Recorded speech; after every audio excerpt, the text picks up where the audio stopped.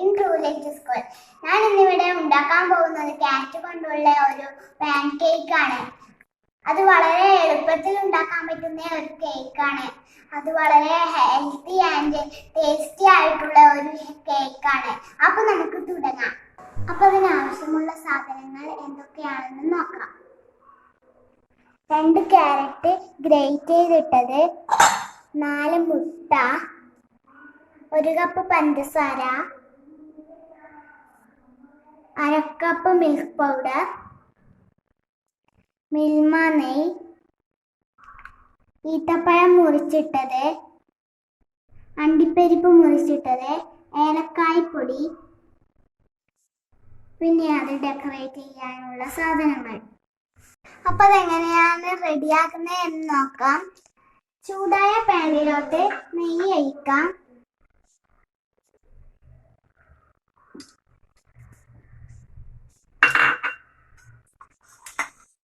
പിന്നെ നേരത്തെ എടുത്തു വെച്ച 2 ക്യാരറ്റ് അതിലോട്ടിടാം.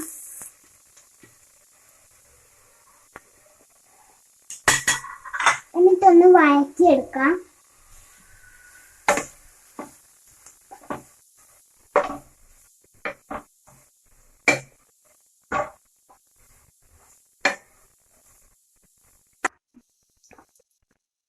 ജസ്റ്റ് ഒന്ന് ഡ്രൈ ആവാൻ വേണ്ടിയിട്ടാണ് ഞങ്ങൾ ഇങ്ങനെ ചെയ്യുന്നത്.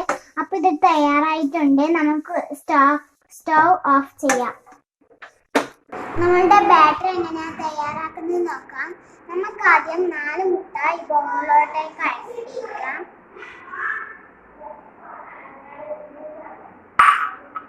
പഞ്ചസാര, മിൽക്ക് പൗഡർ,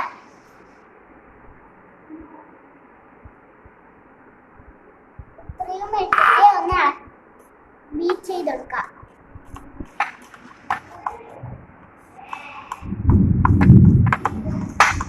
നമ്മളുടെ ബാറ്റർ നന്നായിട്ട് ബീറ്റ് ആയിട്ടുണ്ട്. അതിലോട്ട് നമ്മൾക്ക് നേരത്തെ വഴറ്റിയെടുത്ത ആ ക്യാരറ്റ് ഇടാം.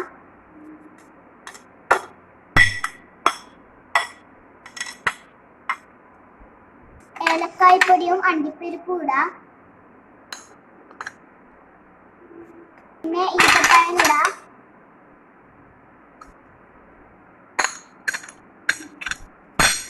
എന്നിട്ട് ഒന്നും കൂടി നന്നായി ബീറ്റ് ചെയ്യാം.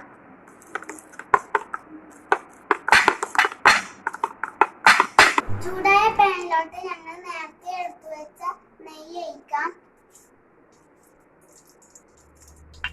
പിന്നെ ബാറ്റർ അതിലേക്ക് ഒഴിക്കാം.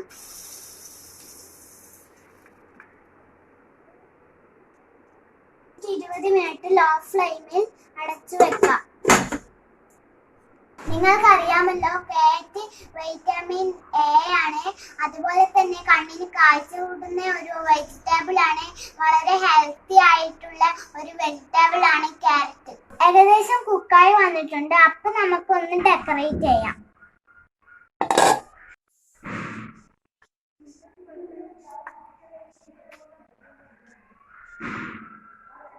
ഇനി നമുക്ക് ഈത്തപ്പഴം ഇടാം. നമുക്ക് അണ്ടിപ്പരിപ്പ് വെച്ച് കൊടുക്കാം. അടച്ചു വെച്ച് ഇനി 5 മിനിറ്റ് കുക്കാക്കാം. നമുക്കിത് കുക്കായോ എന്ന് നോക്കാം.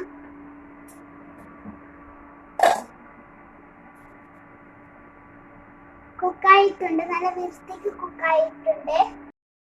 നമുക്കിതൊരു ഡിഷിലേക്ക് മാറ്റാം. ഞങ്ങളുടെ കാരറ്റ് പാൻ കേക്ക് ഇവിടെ റെഡി ആയിട്ടുണ്ട്. അത് ഞാൻ ഡെക്കറേറ്റ് ചെയ്യുകയാണ്. ഇനി നമുക്കിത് കട്ട് ചെയ്യാം.